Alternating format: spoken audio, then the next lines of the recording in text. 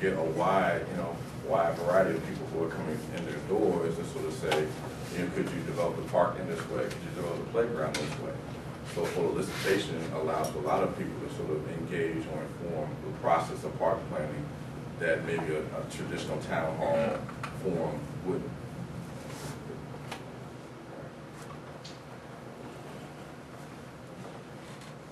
So some other future considerations. Oh, sorry, yeah. Having been involved a little bit in park planning in the past, I can say that you're right, there's all sorts of people that walk through the door, but they would look at the same video and interpret it radically different ways. Yeah, they would. But I'm not saying the video would be a good way for park planners, but photo elicitation is incredible for park planners, in terms of, if you ask, for example, deserted lots, and you ask residents, take pictures of the 10 deserted lots that you would like to be converted to small parks throughout the city.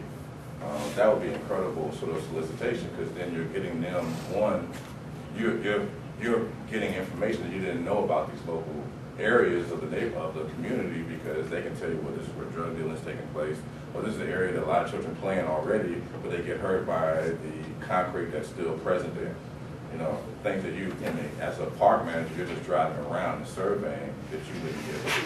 So I agree with you about video, but photo elicitation, I'm familiar with that being very, very useful. I was just going to share that we had a doc student a few years back, Sue Militangus, and she used photo voice for her dissertation. Okay. And so if you want to know more about or have an illustration of methodology, now she used it with older women who had AIDS and their caregivers, and to look at their leisure. But it's still a great example of the methodology. Yeah, but these are all examples of ways of just trying to stretch our mind beyond the traditional forms of collecting data. She combined it actually with interview data and journals. So she had it triangulated, which was really nice. Yeah. In this case, use of art as trauma diagnosis. So a way to diagnose children who are suffering from certain types of areas of abuse. Artwork is incredible, for that. And also for therapy. So not only diagnosis, but then after the diagnosis has been taken or placed, then all of a sudden you have a method to sort of address it. So, it's dreary, but it is still a rainbow in the sun. So we're working at it in relation to this image. Right? If you follow this link, it'll talk to you more about trauma-informed art. There's a researcher that actually conducts that. And again, this PowerPoint will be available, so you better click on that.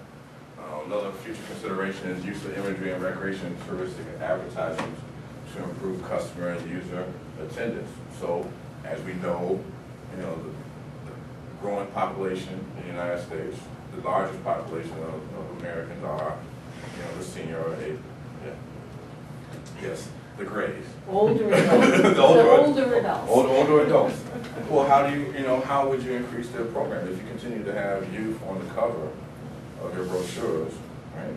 You would never take that account. And so if we analyze, over 10 years, all the brochures, and out of 10 years of looking at brochure covers, we only see one brochure cover that has senior populations. No wonder your senior population is declining.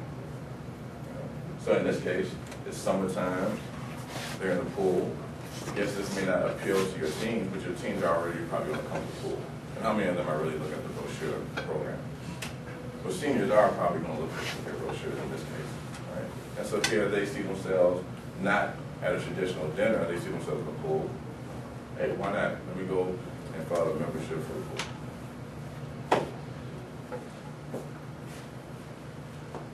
Another future consideration, is Facebook page.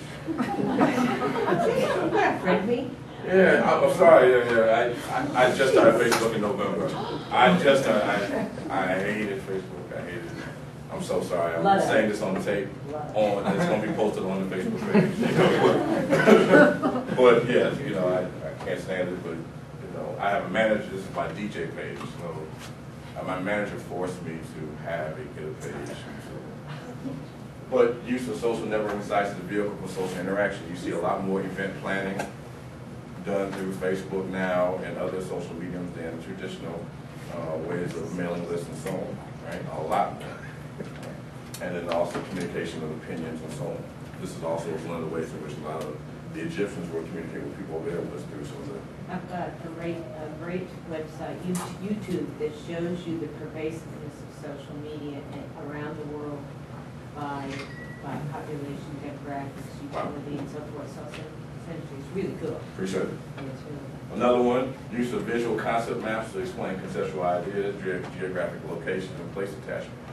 So, you know, some park planners have asked people to walk their trail systems and identify landmarks and most important areas. And once they get a sort of consensus on certain areas, or a certain amount of people who responded, like this is, you know, this creek is great important, then they can come up with this creative sort of visual map that now they can give to interpreters or people who will walk along the park as opposed to just sort of picking it on their own. This is a great, if you haven't got a chance to look at this, Ken Robinson is a person who looks at paradigms in education and so on. And I'll click on it because we do have a little bit of time, but one area that we didn't even consider in terms of visual aids is the whole idea of animation. So here is a researcher using animation to explain the changing paradigms in education. And it's incredible. Yeah, You've seen I've seen it. It's incredible. You know. Every country on earth at the moment is reforming public education. There are two reasons for it. Two reasons for it. The first of them is economic. People are trying to work out how do we educate our children to take their place in the economies of the 21st century. How do we do that? Given that we can't anticipate what the economy will look like at the end of next week, as the recent turmoil is demonstrating. How do we do that? The second, though, is cultural. Every country on earth is trying to figure out how do we educate our children so they have a sense of cultural identity and so that we can pass on the cultural genes of our communities while being part of the process of globalization. How do we square that circle? The problem is they're trying to meet the future by doing what they did in the past. And So I think you got that, yeah. Even though I know you're like, oh, keep going. But you see, you know, there's another example of the visual. So here, instead of an entire journal article, or probably 2 or 3 chapters, this 10-minute, I mean, those of us who've seen the 10, I mean, it covers a lot of content material that probably would be an entire journal by itself, and covers different areas. And if you look at the YouTube link, how many hits have people viewed it or watched it is incredible. You know, and now with YouTube, for example, in statistics, I started this semester with one that's actually a Swedish researcher, and he's got the data visually in front of him, and he walks through 200 years of change in life expectancy and income, and it's all visual, and it's 3D, and it's just incredible what you learn in a space of 6 minutes. So, you know? Again, this is even another medium of how to disseminate or present information. So, future considerations I would recommend in terms specifically for our field, there was at least one special issue out of all of our journals in the field in Journal Leisure Research in 2004. Each of the articles there used some form, not all that we talked about here, but they used some form of visual material and visual methodologies and applications. So these are just some of the articles.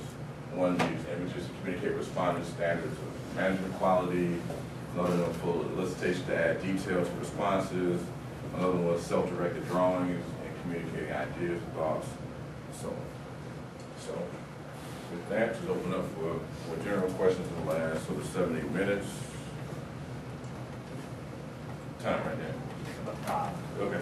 Yes. Okay. In terms of the interpretation of those visual materials, I mean, different people have different understandings, so does every interpretation count? And what are the criteria to judge the effectiveness of merit? It's no, I mean, even though it's visual, it's no different than our other standards. All right, so when we're talking about full elicitation response is no different than the interpretation of responses from questionnaires or responses from open-ended or focus group response. So I think the process for interpretation is no different. All right, so it depends on which method and the similarities of the visual method to an existing method that's not visual. So, like, you don't